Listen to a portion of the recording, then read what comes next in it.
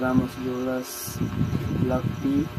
I chose Module 1. It's all about the life of Carlos Bulosan.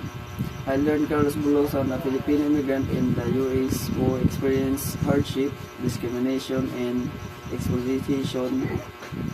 Through his writings, capture the struggles of Filipino immigrants and fought to give them a voice, the silence in the face of inequality.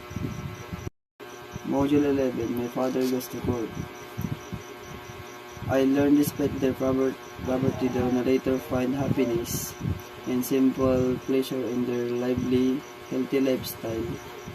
Meanwhile, the rich family through wealthy is confined and involved